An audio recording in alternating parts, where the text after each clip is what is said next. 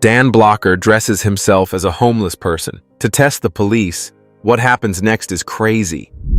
Before we dive in, don't forget to like and follow for more powerful stories that will stay with you. Now let's begin. The park lingered in a quiet kind of stillness that late afternoon, the sort that felt heavy rather than peaceful. A gentle breeze stirred the bare branches of sycamores lining the walking path, and the far-off hum of city traffic seeped in like a half-forgotten memory. Dan Blocker sat on an old wooden bench near the fountain, the paint chipped and peeling. Draped over his wide shoulders was a time-worn wool coat, threadbare at the cuffs and collar, the kind that carried the scent of years past. His cowboy hat, dipped low, cast a shadow over most of his face. Next to him rested a wrinkled brown paper bag, creased and stained with use. His boots, scuffed, aged, and clearly unmatched, peeked from beneath frayed denim jeans. He sat still, as if he had no intention of moving for anyone or anything. A low rumble broke the quiet as a police cruiser eased into the parking lot and rolled to a stop. The engine cut out, and two officers stepped into the fading sunlight. Their boots crunched softly on the gravel path. One of them was young, baby-faced with a buzz cut just barely visible beneath the brim of his cap. His uniform was crisp, badge gleaming, the whole image of a man still new to the job. The other officer looked like the job had worn him down over time. Stocky, early 40s, with lines etched across his face like grooves in old wood, and a long-dried coffee stain darkening one shoulder of his shirt. "Another stray," the younger one muttered, Officer Henry, tilting his head toward Dan on the bench. "This park's turning into a damn campground." "Let's see what he's about," Officer Albert replied, his voice carrying the weight of too many years seeing too much, his tone tired rather than suspicious. They approached slowly, each step deliberate, their presence spreading through the park like a shadow. Dan didn't flinch. He just stared downward, still as stone, unaffected by the two uniforms closing in. "You can't loiter here all day," Henry said, his tone clipped with the kind of authority that wasn't up for discussion. "This is a public park, not your living room." Dan finally lifted his head. His face was still half hidden under the brim of his hat, the light catching only the edge of his cheek. He didn't speak at first. Instead, with calm, steady hands, he reached into the crumpled paper bag beside him. Henry tensed immediately, his hand grazing the baton on his belt, every muscle going taut. "Easy," Albert warned, though his voice lacked any real urgency, like he'd seen this too many times to expect trouble. Dan pulled out a sandwich wrapped neatly in wax paper. He peeled it open without hurry, movements slow and exact, then took a bite. He chewed in silence, not once acknowledging the officers standing over him, like they were ghosts. "Did you hear me?" Henry barked, stepping in. "I said you can't sit here all day. Don't you have someplace to be?" Dan swallowed. His eyes flicked upward for a brief moment before returning to his meal. "I'm not hurting anybody," he replied, voice level, calm. "Just having my lunch." "That's not the point," Henry shot back, his tone rising with irritation. "People like you make this place feel unsafe. Families stop coming. Tourists steer clear." Albert exhaled, folding his arms and watching Dan with a kind of patient detachment. "What's your name?" he asked, his voice less harsh than his partner's. Dan's fingers curled slightly around the sandwich. He hesitated, then replied, "Carlos.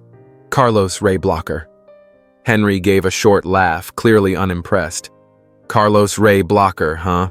What, you some kind of cowboy when you're off the clock?" Dan didn't answer.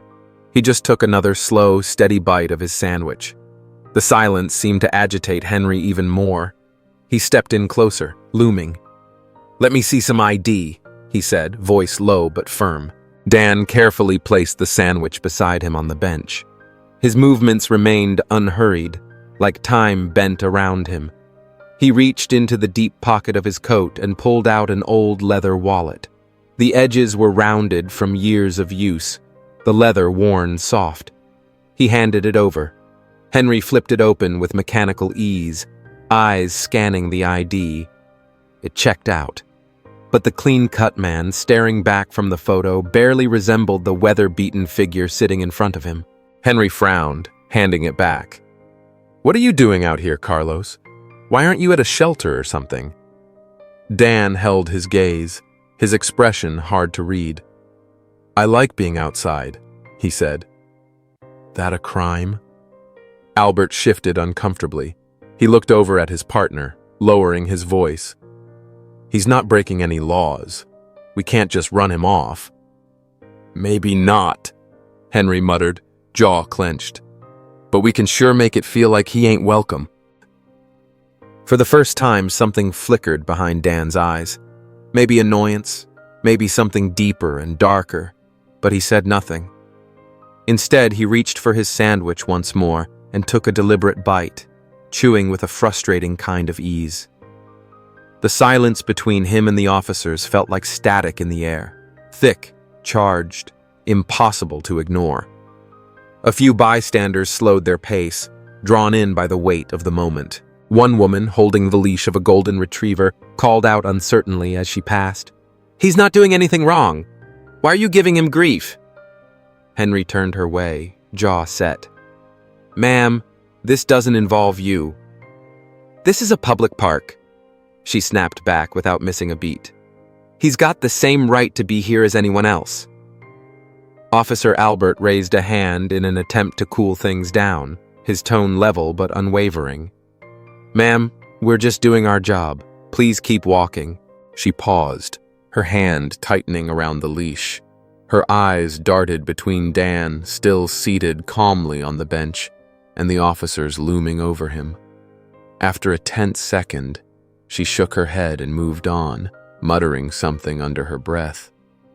Dan watched her leave, and for the briefest flash, something crossed his weathered face. Amusement, maybe, or quiet irritation. He lowered the sandwich back into its wrapper and dusted a few crumbs off his jeans. "So, am I free to go?" His voice was even, but carried a quiet warning beneath it. "You're not under arrest," Albert replied, though Henry's side eye said he didn't love that answer. "But maybe find another bench." Dan took a slow breath and met Henry's gaze just a heartbeat longer than comfort allowed. Then, without a word, he rose. As he gathered his crumpled paper bag and tucked it under one arm, it suddenly registered. He was taller than they'd realized. The shift in the atmosphere was subtle, but something had changed. He reached up and adjusted his worn cowboy hat, a dark strand of hair slipping across his brow. "Y'all have a nice day," he said, voice low and calm, each word carefully chosen. Henry stared after him, his expression tight with something close to resentment. "Did you see the way he looked at me?" he muttered, eyes narrowed. "Guy thinks he's better than us." "Let it go," Albert sighed, rubbing a hand across his face. "It's not worth the paperwork." Dan walked away with the same unhurried rhythm, like a man with nowhere to be and nothing to prove.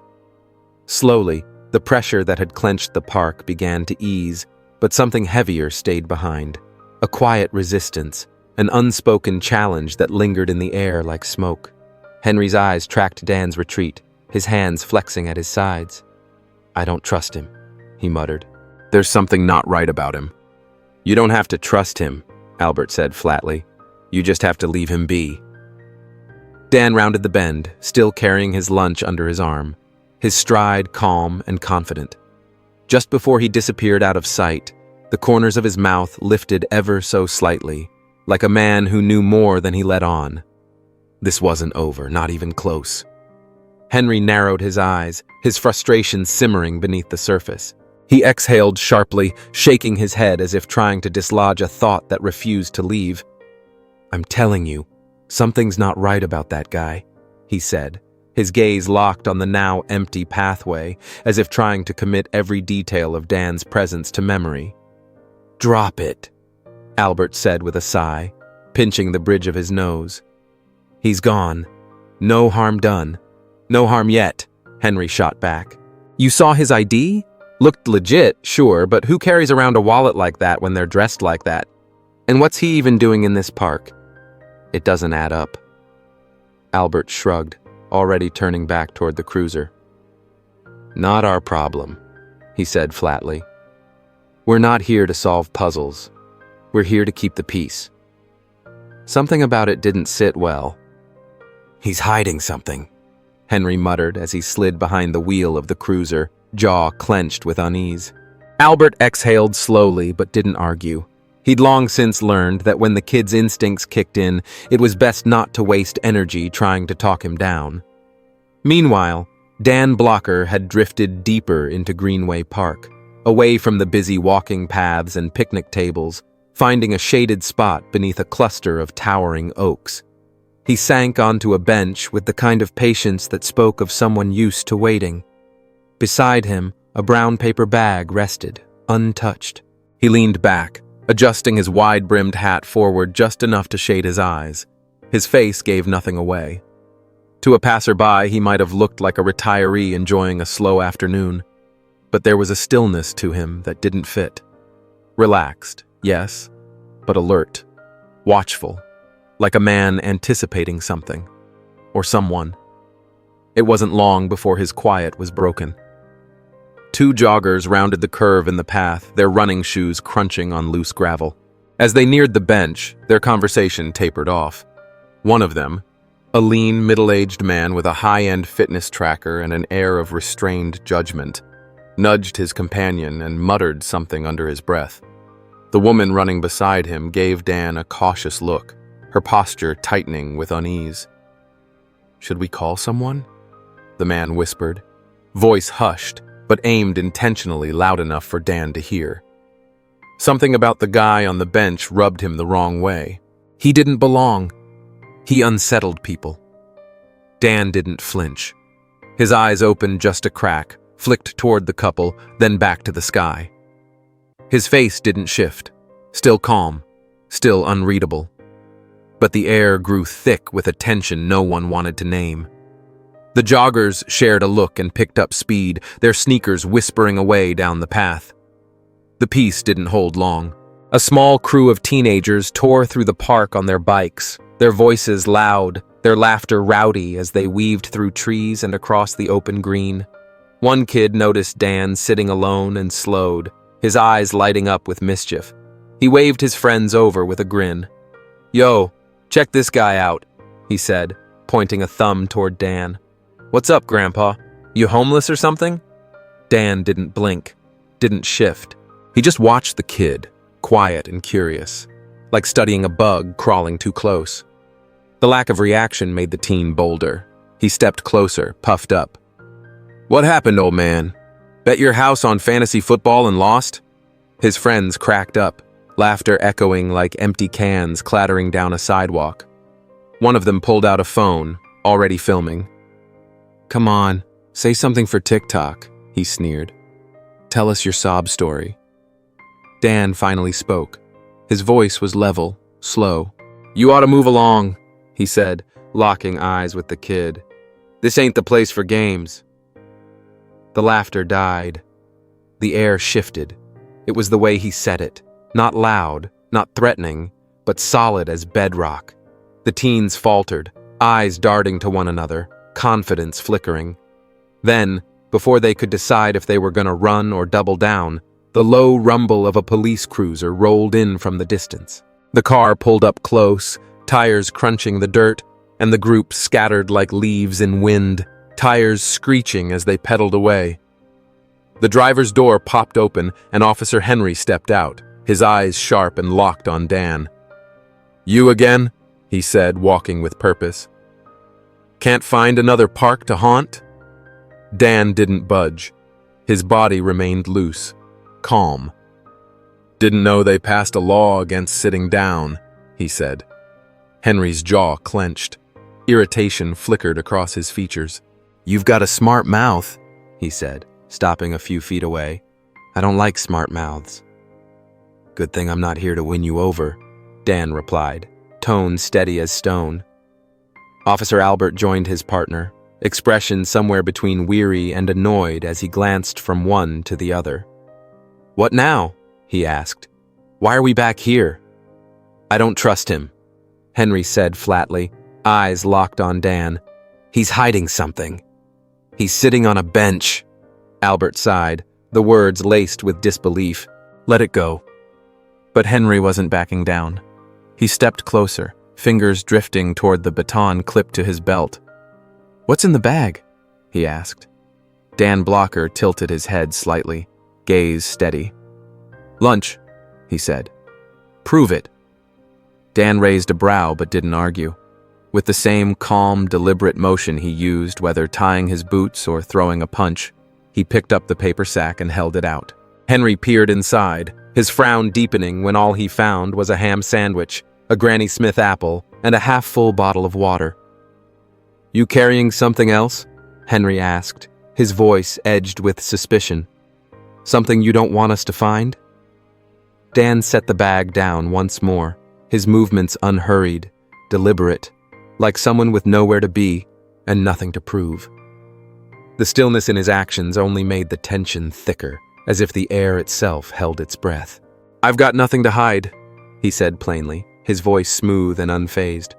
But if you're out looking for a fight, I'm not the guy you're gonna find it with. Officer Albert let out a quick, tired breath, rubbing his hand down his face. Let's go, he said, his tone clipped, motioning to his partner.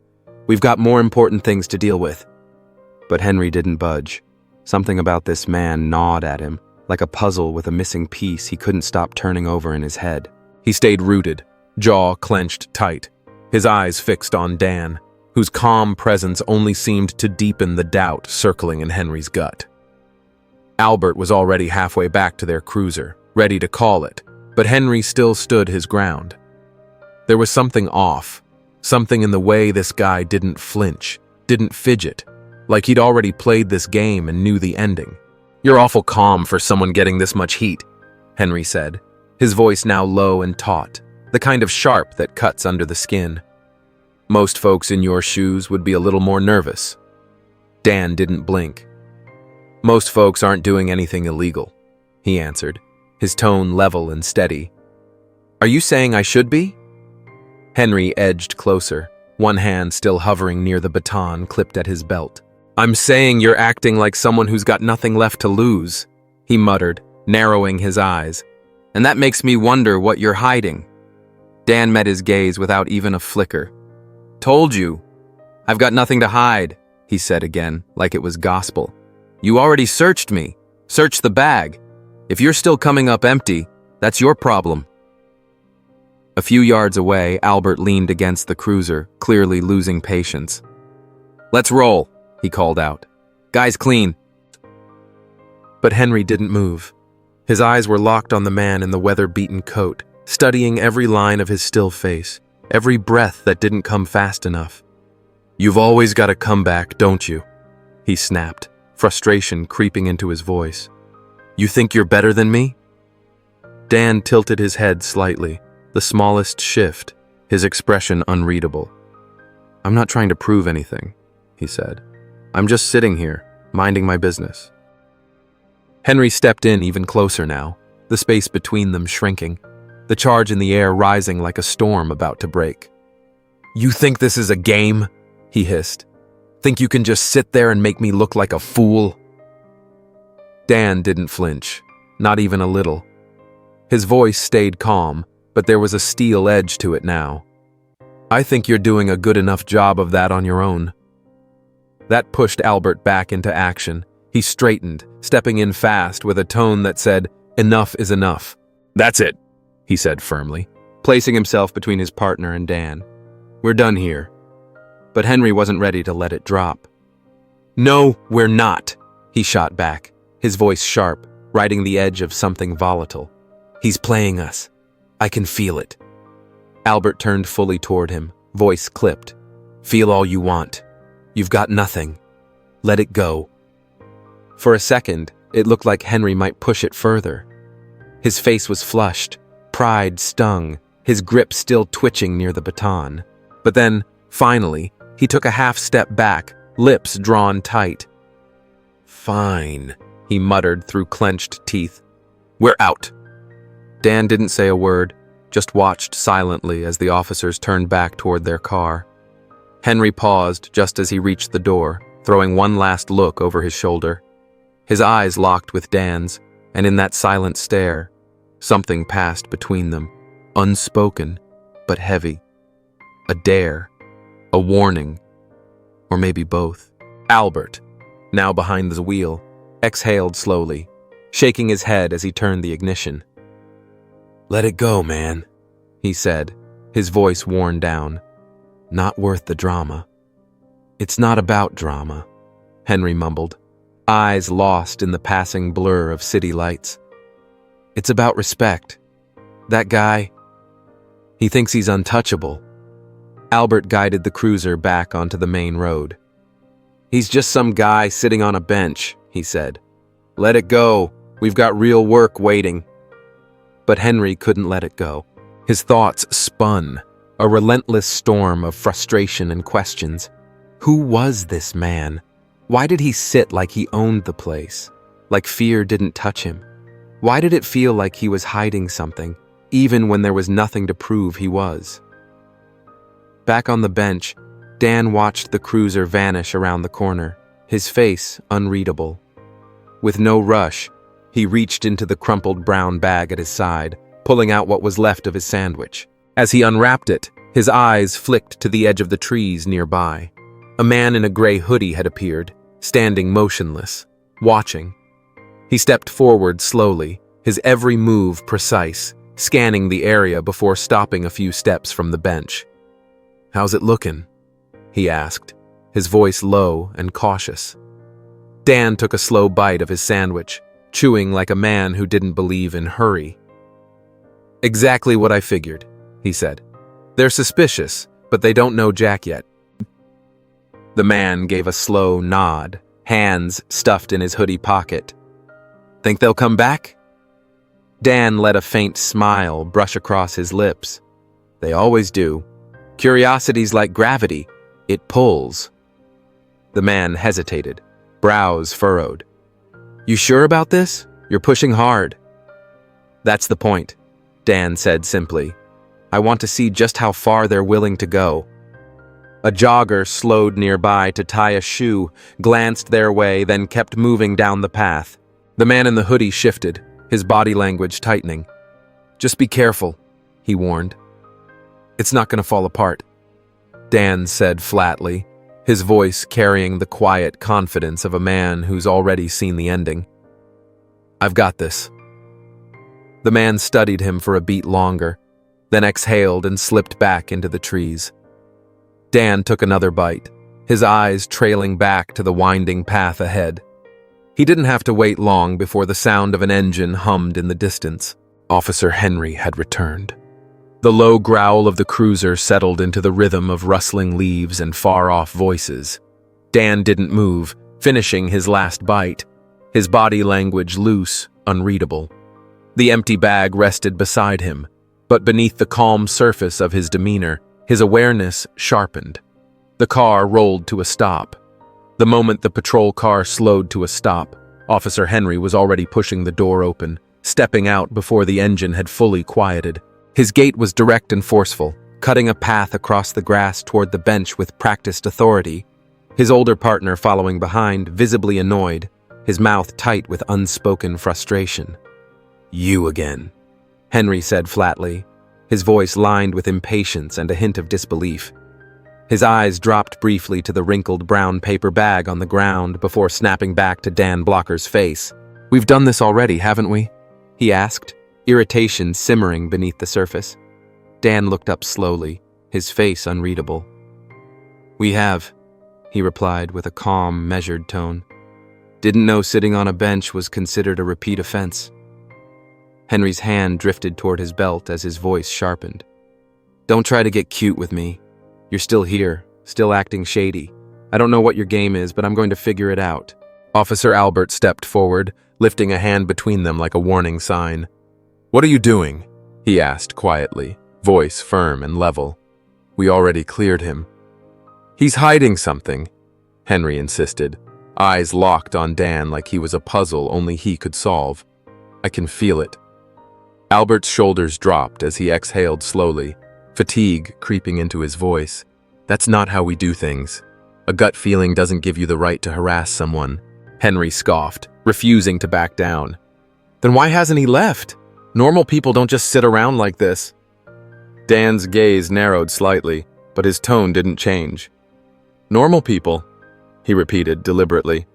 Henry took another step, his jaw tight. Yeah, normal people don't hang around public parks looking like they're waiting for something. Dan tilted his head slightly, a flicker of dry humor in his eyes. Maybe I just enjoy the view, he said. Maybe I don't like being told when I have to leave a public space for doing absolutely nothing. Albert shot a look at Henry and rubbed his temple, trying to diffuse the tension. You're turning this into something bigger than it is, he said. Let it go. But Henry held his ground, anger simmering beneath his badge. He pointed toward Dan, his voice rising just slightly. If he's got nothing to hide, he won't mind a few more questions. Dan didn't flinch. Go ahead. Henry narrowed his eyes. Why here? Why this bench? Why this park? Dan gave a half shrug, utterly unfazed. Didn't know I needed permission to sit somewhere public. Henry's stare hardened. You're too calm, too controlled. People don't act like that unless they're up to something. Dan's voice was steady, cool. Up to what? Having a sandwich? Watching the trees sway? You tell me what law I'm breaking, and I'll tell you why I'm here. Albert stepped between them again, his tone sharper this time. Enough! You've got nothing. Let's go. But Henry's hand was already on his radio. Dispatch. This is Unit 12. Requesting a background check on an individual. Name, Dan Blocker. ID submitted earlier. Dan didn't move.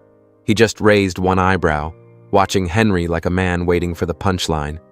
The radio crackled softly, a voice buzzing through. Copy, Unit 12. Stand by. Albert sighed hard, arms spreading wide. You're making this worse, he muttered. This is going to backfire. If he's clean, then no harm done, Henry shot back, his glare glued to Dan. Dan leaned into the bench, folding his arms across his chest. You're persistent, he said with a faint smirk, almost flattering. Cut the sarcasm, Henry snapped. You're not as slick as you think.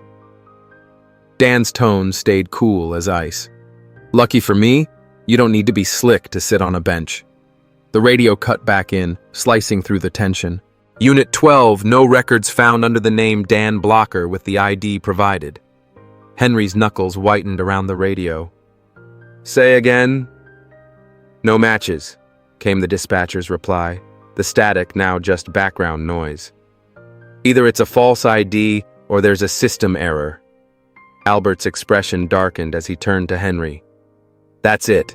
We're not chasing ghosts here. Let it go. But Henry wasn't ready to give up. Suspicion flared in his eyes like a warning light. He jabbed a finger in Dan's direction.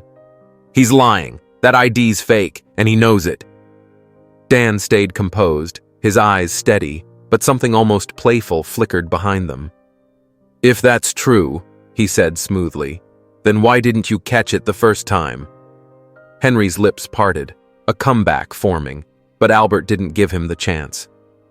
We're done, he said, grabbing Henry's arm and guiding him back toward the car. Walk away before this gets worse. Henry allowed himself to be led away, but his eyes never left Dan. As he climbed into the cruiser, he muttered under his breath, This isn't over. The door slammed behind him. Dan watched them pull away, face unreadable. He reached into his coat, fingers closing around a small object. It sat in his palm, like it belonged there, smooth and unassuming. He turned it slowly, a grin barely tugging at the corner of his mouth. Everything was unfolding just the way he'd planned. Minutes later, the cruiser circled back into the lot, tires crunching against the asphalt. Henry clutched the wheel, knuckles pale against sun-warmed skin. His frustration had only deepened. Something's wrong with that guy, he muttered, eyes scanning the park. Albert, voice heavy with fatigue, replied, Lots of people seem off. doesn't mean they're hiding something. Maybe the system's just lagging. Did you think of that? Henry shook his head. No, there's more. The way he talks, the way he moves. He's not some drifter. He's playing us, and I'm not about to let him get away with it. Albert exhaled, almost a groan. Get away with what? He said sharply. Sitting on a bench? Eating a sandwich? You're acting like he's some kind of mastermind. He might be, Henry muttered, maneuvering the car toward a stand of trees. Sure enough, Dan was still there, settled on the same weathered bench as before. His hat was pushed back just slightly, revealing more of his face, but his posture remained just as easygoing, unruffled by their return. The brown paper bag that once held his lunch was now folded neatly beside him, tucked against his leg as if to signal that he was done. As the officers approached, he lifted his head, his expression calm, though there was a flicker of amusement in his eyes. Henry set his jaw, the tension in his shoulders making his stance rigid. We're not through with you yet, he said, voice clipped as he stepped forward. That ID you handed over? Doesn't show up anywhere? Dan Blocker raised a single eyebrow, his gaze steady but unreadable. Maybe your system's just out of date, he replied, voice easy, almost amused. Or maybe you're chasing ghosts that were never there. Don't play smart with me, Henry shot back, his tone turning sharp, his patience unraveling. I can spot a fake from a mile away. Before the moment could spiral further, Albert stepped between them, his voice even, but no less firm. You've got a chance to be straight with us, he said, fixing Dan with a look. If there's something you're keeping back, now's your chance to come clean. Dan leaned slightly against the back of the bench, his body language loose, unfazed by the rising tension. His eyes moved between the two officers, thoughtful, calculating, and when he spoke, his voice carried a quiet playfulness.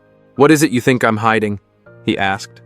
A double life? Some deep, dark record? Or wait, maybe I'm plotting to take down the economy of lawn chairs in national parks? Albert exhaled, pinching the bridge of his nose, fatigue clear in every movement. Look, he said, exasperation seeping into his voice. You're not helping yourself here. If there's a reason you're hanging around, just spit it out. Otherwise, my partner's not going to let this slide. He gave Dan a look that said it wasn't a warning. It was a promise.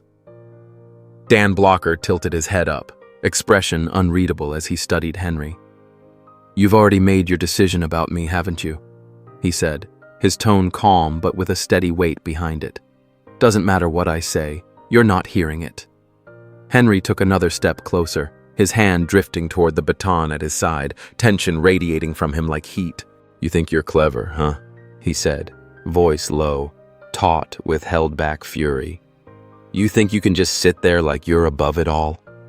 Dan's voice remained even, unshaken. I don't think I'm better than anyone, he said simply. But I do think you're trying real hard to prove something. The words hit like a shot, and Henry's expression darkened. He stepped forward again, looming over Dan. You think this is funny? He growled.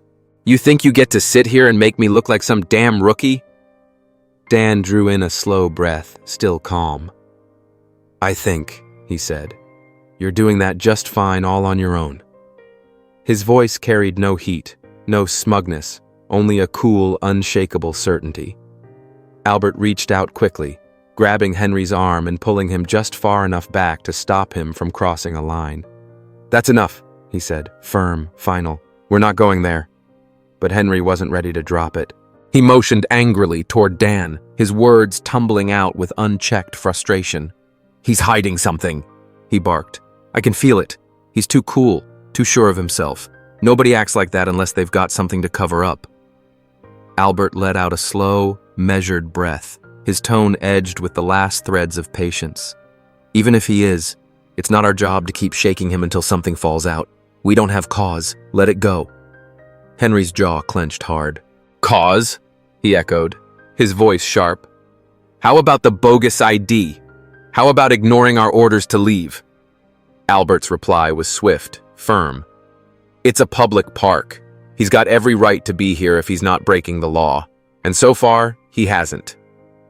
Dan remained seated, quiet, observing the argument unfold, like a man watching an old movie he already knew the ending to. The words landed softly but with weight, sparking another flare of frustration behind Henry's eyes. He turned sharply and stomped toward the cruiser, his boots heavy against the pavement. Albert followed at a slower pace, weariness pulling at his features. He didn't say much, just got in the car, silence riding with him as the engine hummed to life. Henry's hands gripped the wheel tight, his thoughts storming behind his eyes. "He's playing us," he muttered, low. "I know it." "Or maybe," Albert said, releasing a tired breath, "you're just seeing things that aren't there." But Henry didn't respond. His mind was already ahead of the conversation, connecting dots that hadn't been drawn yet, determined to uncover whatever truth Dan Blocker had buried beneath that calm surface. Back on the bench, Dan watched the cruiser disappear into the distance. His face didn't change. Quietly, he reached into the pocket of his worn coat and pulled out a small device, flipping it slowly between his fingers. The barest smile tugged at the corner of his lips. The game wasn't over, not even close. The tension in the air sharpened as Officer Henry returned to the park alone. His partner had finally had enough, refusing to be part of what he called a pointless obsession. But for Henry, this wasn't about obsession. It was about control, about figuring out exactly what Dan was hiding. With each step, his grip on his baton tightened, his mind rehearsing his next move. Dan remained seated, unshaken, his presence as steady as ever. His cowboy hat was pushed back now, revealing more of his weathered face, every line and crease telling a story of years lived on his own terms. His expression was relaxed, but there was something in his eyes, something razor-sharp and unrelenting, that made Officer Henry uneasy. "You've got some nerve," Henry muttered, stopping just a few feet away, his voice low and tight. "Sitting here like you own the place." Dan lifted his eyes, calm as ever, his expression unreadable. "It's a public space," he said, his tone cool and measured. "No one owns it." "Don't play dumb," Henry snapped, his irritation flaring into something sharper. "You've been jerking me around since the minute I walked up to you. I'm done with the games." "Tell me who you really are," Henry growled, stepping in closer, "or I swear, you'll regret it." Dan's head tilted slightly, a hint of a smirk forming at the edges of his mouth, though his eyes remained cool and sharp. "You really want to know who I am?" he asked quietly, the question hanging in the air like a challenge. "Cut the crap," Henry snarled. "I want the truth this time. No aliases, no drama, just show me your damn ID." Dan reached slowly into the pocket of his weather-worn coat, his movements precise and calm, almost theatrical. Henry's stance stiffened, his hand brushing the baton clipped to his hip, bracing for a confrontation. But Dan didn't reach for a weapon, nor did he pull out another suspicious license. Instead, what he brought out was a sleek black smartphone, its screen gleaming in the midday light as he held it up between them. "Here's the thing," Dan began, his voice steady and quiet, but layered with something weightier, like gravity itself. "I don't owe you anything, but since you're so desperate for answers, I'll give you one." He tapped a few times on the phone, and a video flickered to life. Henry leaned in slightly, confusion knitting his brow as the footage played out. On screen was a recording from earlier that day. Henry, looming over Dan, aggressive, voice rising as he hurled accusations and demands. The audio was crystal clear, each word, each intonation, preserved with unnerving clarity. "What is this?" Henry barked, tension edging into panic. "This," Dan said, his tone calm, his eyes never leaving Henry's, "is a live stream. It's been rolling since this morning. Every word you said, every move you made, it's all been broadcast in real time." Henry's face lost its color in an instant. His grip slipped from the baton. "What the hell are you talking about?" he choked out. Dan rose to his feet slowly, his height suddenly immense against the backdrop of trees and playgrounds, his silhouette casting a long shadow. He slid the phone back into his coat pocket with deliberate ease. "I'm not just some guy named Carlos," he said, his voice slicing through the thickening tension. "I'm Dan Blocker." Henry blinked hard, as though trying to reset what he was hearing. "Dan Blocker?" he whispered, baffled. "You're joking, right?" "I don't joke about this," Dan replied, the calm in his voice radiating something far more powerful than anger. "This was an experiment. I needed to see how someone like you would treat someone you thought had nothing." Henry opened his mouth, then faltered, overwhelmed by the weight of it all. Dan's poise, the unwavering stillness, the unflinching calm, it all clicked into place like puzzle pieces. He had never been in control. "You set me up," Henry said, the words trembling between accusation and fear. "No," Dan corrected, voice steady. "I gave you a choice. What you did with it was entirely up to you." Henry's cheeks burned with fury. "You had no right," he spat. "You don't get to do this to me." "Actually," Dan said with unnerving composure, "I had every right. You're a public servant, sworn to serve, not bully, but you saw a man sitting alone in a park and thought he didn't deserve basic respect." Henry stumbled back a step, his breath ragged, searching desperately for a way to turn the tide. "You can't use that video," he stammered. "It's entrapment. It's illegal." Dan didn't so much as flinch. "It's not entrapment," he replied. "No one forced your hand. And as for legal concerns, well, my legal team's already waiting for someone like you to make that argument." The words landed like thunder, echoing through Henry's mind as realization came crashing down. The live stream, the footage, the witnesses. It was all real, and it was all against him. A crowd had begun to gather at the edge of the park. People huddled in clusters, phones raised, eyes wide, voices buzzing with curiosity and disbelief. Local news vans screeched to the curb, reporters leaping out, cameras already rolling, the buzz of live commentary thickening the air. Henry felt the weight of those eyes pressing in from every direction, his chest tightening. He looked around, face twisted with disbelief. This wasn't just a nightmare. This was happening, and it was happening to him. "This isn't over," he snapped, pointing a trembling finger at Dan. "You won't get away with this." Dan's face didn't change. He stood there like a mountain unmoved by storm. "It's already over," he said, his voice low and absolute. "The world's watching now." Henry was unraveling, the last threads of his composure fraying under the spotlight. Panic, shame, and fury fused into a volatile blur. His gaze darted between the red lights of cameras and the sea of phones that wouldn't stop recording. There was no walking this back. The power he'd clung to so tightly had turned into a weapon pointed straight at him. "You think this makes you a hero?" he shouted. "Dressing up and playing games? You're a fraud!" Dan didn't move, didn't blink. The insults slid off him like water on stone. "This isn't about me," he said, voice clear, deliberate. "It's about consequences. It's about how power gets used on people who don't have any." "Don't have power?" Henry barked back, voice cracking. "You're Dan Blocker. You're a goddamn American legend." Dan arched one brow, a shadow of a smile playing on his lips. "Exactly," he said. "And the second you thought I was just another homeless vet, you treated me like trash. So tell me, how do you treat folks who aren't famous?" The crowd stirred louder now, murmurs shifting into anger. Words like abuse and disgrace rippled through the onlookers, the tide clearly turning.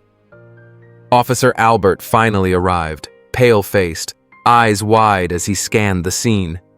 He had been following the confrontation from his cruiser, but nothing prepared him for this media inferno. Without hesitation, he gripped Henry's arm. "Shut up," he hissed. "You're making it worse." "I'm not letting him walk away," Henry snapped, his voice teetering on hysteria. But Albert's hand clamped tighter, his stare cold and firm. "It's already over. And this time, Henry knew he was right. The fury in his gaze flickered, briefly replaced by something far more unsettling: resignation. "You already did," Albert said softly, his voice heavy with surrender. "Just stop, before you make it worse." The crowd's murmur grew into a storm, voices tangled in shock, anger, and disgust. Phones remained pointed like weapons, recording every beat of the unraveling scene.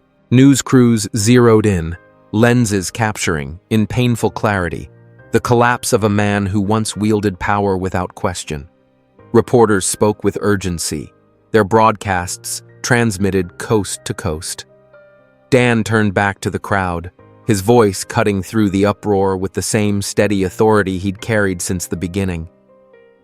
"This isn't about one officer gone rogue," he said, calm but unshakably firm. "It's about a system that's allowed this behavior to fester. We're not just talking about actions, we're talking about mindset, and it's time for accountability on all levels." The response was immediate. Applause erupted like thunder, rolling across the park in a wave of collective release. The sound wasn't just approval. It was reckoning. Henry stood frozen, heat crawling up his neck as the realization sank in. There was no undoing this, no spinning the narrative. Control had slipped completely from his grasp, and all that remained was the crushing weight of exposure. His eyes darted toward the cameras, now documenting every second of his disgrace. "I didn't do anything wrong," he mumbled, nearly inaudible over the uproar. "I was just doing my job." "Your job is to protect and serve," Dan Blocker said, his gaze locked, unwavering. "Not to judge, intimidate, or abuse the badge you wear. If you can't uphold that responsibility, then maybe you shouldn't wear it at all." Officer Albert stepped forward, urgency in his tone now. "Let's go," he said quietly. "We need to get out of here." But before they could retreat, a voice sliced through the noise, firm, unmistakable, the kind that didn't need to shout to command a room. "Officers, stand down." All heads turned toward a woman striding through the crowd, her crisp navy suit sharp against the blurred backdrop of bodies and camera flashes. She walked like someone who'd done this before, 100 times before, and never flinched. The badge at her hip gleamed under the sunlight. Captain Jane Monroe, Internal Affairs, NYPD. Henry stiffened as her eyes locked onto his. There was no mercy in her gaze. "You've created quite the storm," she said coldly.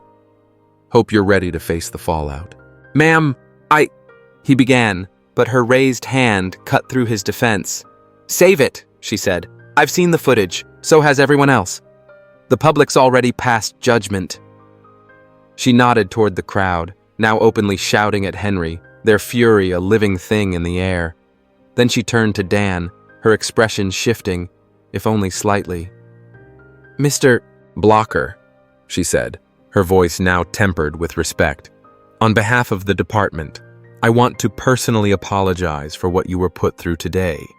This conduct is inexcusable, and I give you my word, it won't be brushed aside." Dan nodded slowly, his face unreadable. "This isn't about me," he replied, voice low but resolute. "It's about making sure this never happens to someone else." Captain Monroe studied him for a beat, then turned to Henry.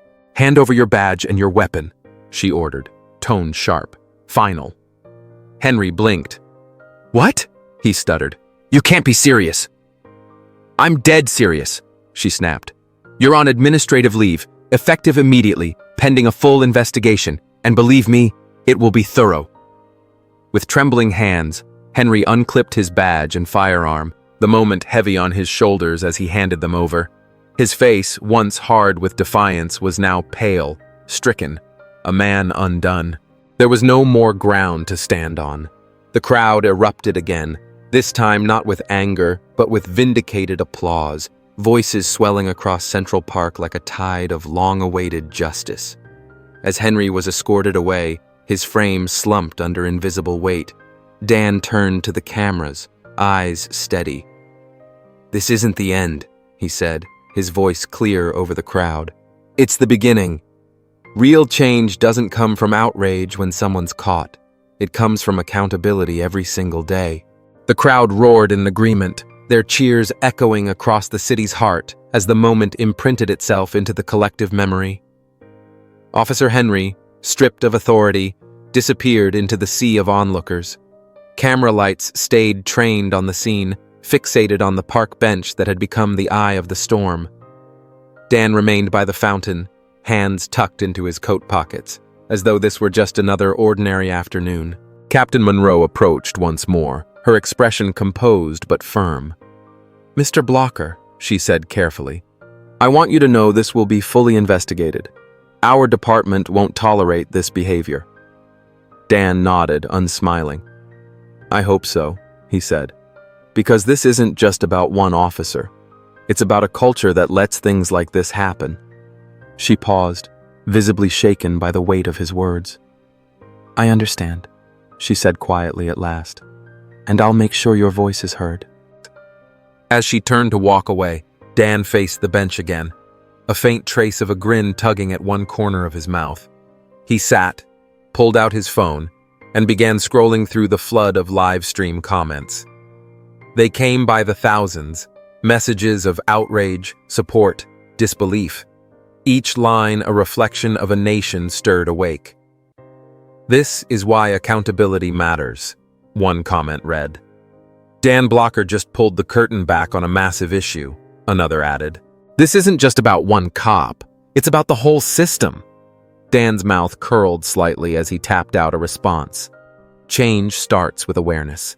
Let's keep the conversation going." From the edge of the crowd, Mrs. Patel, an elderly woman who had been watching everything unfold with quiet intensity, slowly approached. There was hesitation in her steps, as if she wasn't sure she had the right to interrupt. "I didn't know who you were," she admitted, her voice trembling just enough to reveal the weight of the moment. "But what you did, it was brave. You didn't have to." Dan lifted his head, his expression shifting from steel to something softer. "Sometimes, the only real way to grasp the depth of a problem is to live through it," he said quietly. "And sometimes," she replied, her voice soft but steady, "the only way to fix it is to pull it out into the open." She gave a slight nod, her eyes shimmering with emotion. "Thank you," she added, voice thick with sincerity, "for standing up for those who can't speak for themselves." Dan Blocker nodded in return, watching as she melted back into the dispersing crowd. Nearby, uniformed officers stood stiffly, murmuring among themselves, their words tense and uncertain. Officer Henry, now stripped of his badge and sidearm, sat slouched in the back seat of another cruiser, his face buried in his hands. His career, maybe even his identity, was unraveling by the minute, crushed beneath the weight of his decisions. A few feet away, Captain Monroe stood with a team of investigators, all gathered around a tablet, reviewing footage from the live stream with somber expressions. Every pause, every word, every movement dissected like evidence in a trial. But for Dan, this was never about one man, one badge, or a single incident. It was about something deeper, an undercurrent that had gone unchallenged for too long, and he wasn't about to let that momentum slip away now. The late afternoon sun cast long golden shadows over a quiet stretch of Central Park. Dan stood tall, rolling out the tension in his shoulders, just as a sleek black SUV glided up to the curb with a gentle purr. A young assistant stepped out and held the door open. "Ready to head out, sir?" Dan gave a small nod, then turned to take in the park one last time. "Not just yet," he said. He walked slowly back to the weathered bench where it all started, pulled a pen and a worn scrap of paper from his pocket and began writing.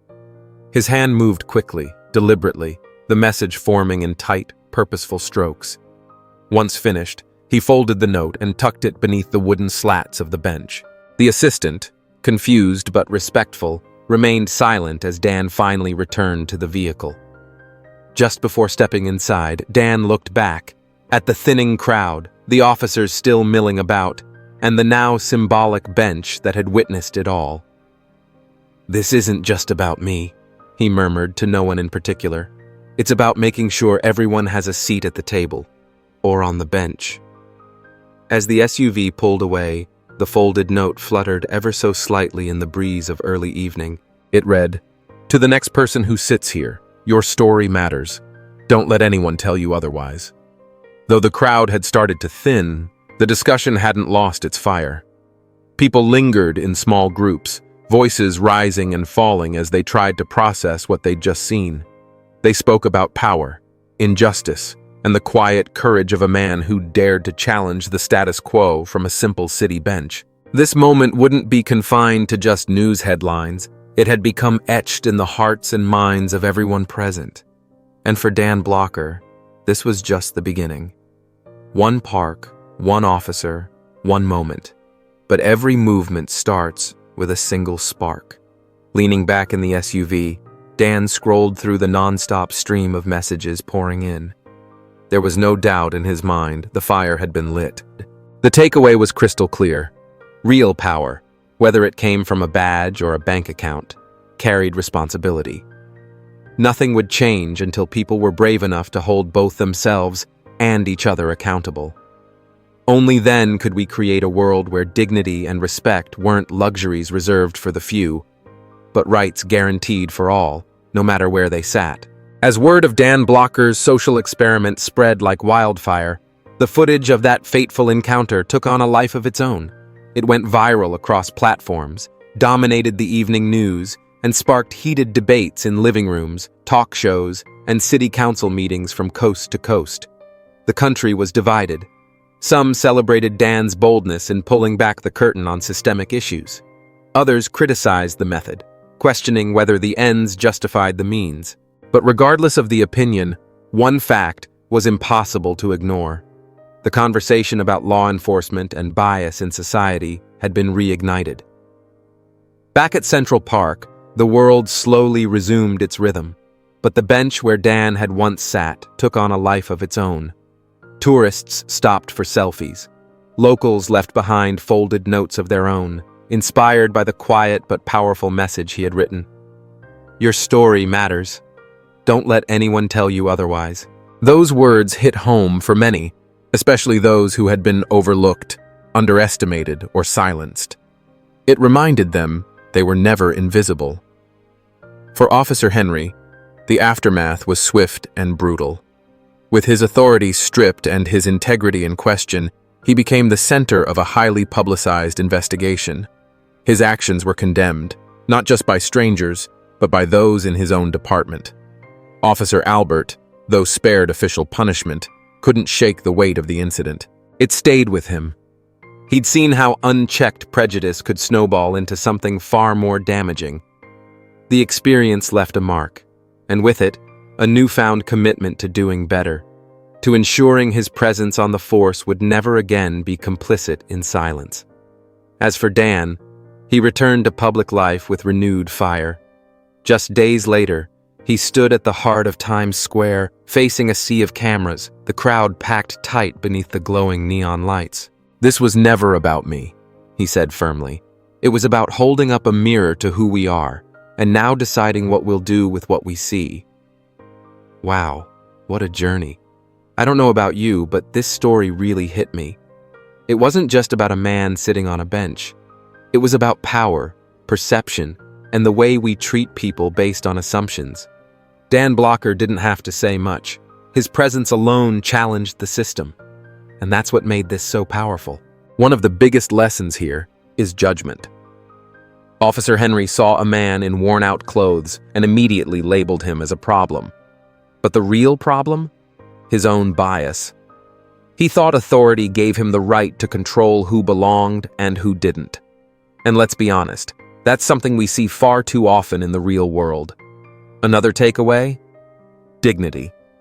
Dan never lashed out, never lost his cool. He held on to his dignity even when others tried to strip it away. And in the end, that's what made him untouchable. Because power isn't about a badge, a gun, or a uniform.